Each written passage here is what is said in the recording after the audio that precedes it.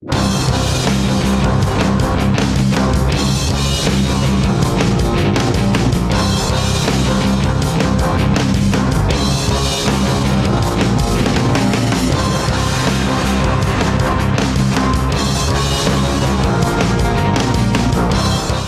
привет, меня зовут Евген, и снова выпуск кинообзора. Радуют нас русские режиссеры. Все больше новых и интересных фильмов появляется на наших киноэкранах. «Ночная смена» — фильм о том, где в случае сокращения вы можете найти новые варианты для своей работы. Картина была снята в Санкт-Петербурге, преимущественно на его окраинах. По крайней мере, «Ночная смена» может предложить количество вместо качества. В фильме много умеренно комичных персонажей и немало пошлых и глупых приколов с примесью слащавых романтических моментов. Недовольствуясь любовным квадратом главного героя, его жены, его коллеги и ее начальника, режиссер Вайсберг также изображает недотепистого приятеля Макса, у которого свои комические проблемы с матерью, ее любовником, нововозлюбленной и членами ее семьи. На, собственно, стриптиз экранного времени почти не остается. Но это и к лучшему, так как в отличие от Супермайка, кино получилось скорее мужское, чем женское, а женского стриптиза в «Ночной смене» нет. Ну да, конечно, стриптизерша есть, а стриптиза нет.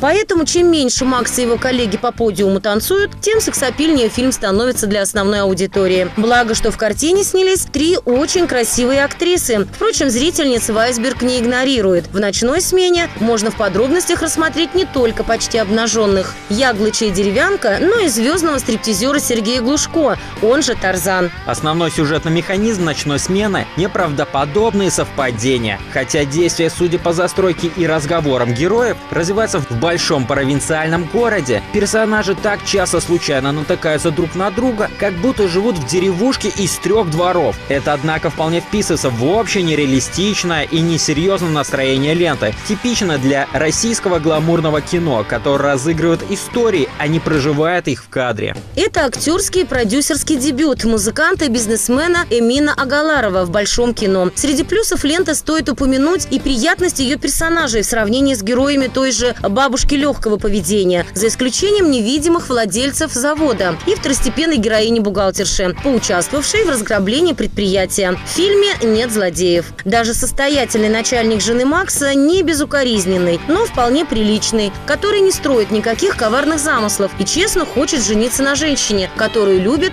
много лет. Возможно, сказалось и то, что это небольшую, но значимую роль сыграл спродюсировавший фильм Эмин Агаларов, певец, предприниматель и вице-президент холдинга «Крокус Групп». Как говорится, своя рука – владыка. В общем, художественными достоинствами «Ночная смена» не блещет, но сильную антипатию вызывает лишь в том случае, если вы терпеть не можете глупости и пошлости во всех их проявлениях. Если вам нравятся предыдущие ленты Вайсберга, то вам может понравиться и эта, которая определенно сильнее, смешнее, красивее и романтичнее «Бабушки легкого поведения».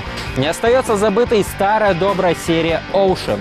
Но теперь немного в новой интерпретации. Нужно уже придумать какое-то название современным ремейкам классических голливудских лент, в которых мужских персонажей заменяют женскими. Прямолинейная феминизация кинофильмов, как правило, приводит к достаточно уродливым результатам, вроде Ghostbusters или Overboard. Но иногда получается вполне неплохо, как в случае с сериалом Godless и предметом нашего сегодняшнего внимания криминальной комедии Ocean's 8. Итак, сестра того самого Дэнни Оушена, а у них все члены семьи имеют криминальный склад ума, досрочно выходит из тюрьмы с непоборимым желанием вернуться к старому ремеслу. Более 5 лет за решеткой она продумывала идеальное ограбление, для осуществления которого необходимо собрать небольшую команду подельников. Естественно, только девушек, потому что мужчинам Дебби Оушен не доверяет. Кроме обогащения и удовлетворения своих криминальных инстинктов, Дебби преследует еще одну цель, о которой ее сообщницам знать не стоит. Ocean's 8 – типичный фильм об ограблении. В этом жанре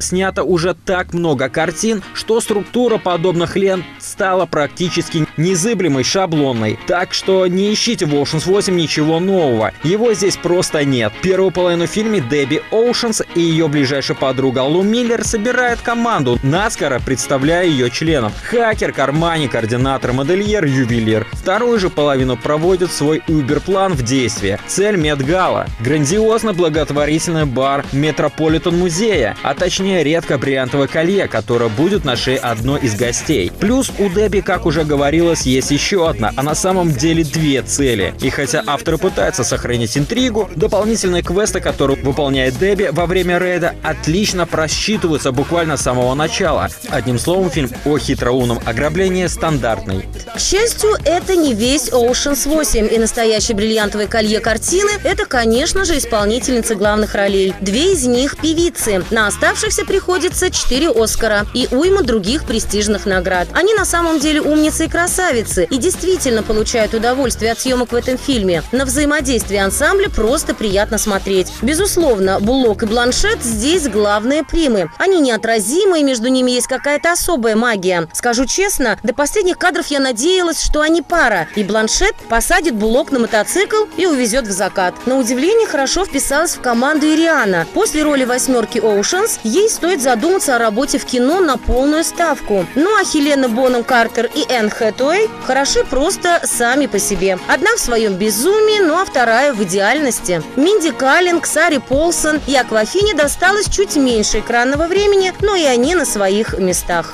Что же до исполнителей мужчин, то их в фильме практически и нет. Есть парочка камео-актеров из основной трилогии Ocean's. Был Мэтт Дэймон, но его роль целиком вырезали. Плюс есть пара мужчин, которых девушки используют для реализации своих планов. Ну и Ричард Армитидж, которому досталась незавидная роль козла отпущения. Все первые 3/4 фильма мужчина встречается разве что в роли охранников, портье и грузчиков. Вот такая половая справедливость наоборот. Они бы еще и Робокопа так сняли. И все же Ocean's 8 вполне смотрибельный и очень милый фильм. Качественный оммаж оригинальной трилогии Ocean's и неплохой, с некоторыми скидками на традиционные логические нестыковки фильмов ограблений. Его несомненные плюсы – красивые актрисы, отлично справляющиеся со своими ролями, яркие платья, неплохой юмор и саундтрек. Обязательно сводите на него свою девушку. Фильм вы можете увидеть в кинотеатре города Канаша. Смотрите нас на телевидении, подписывайтесь в группу ВКонтакте и канал в Ютубе. С вами был Кинообзор. Пока!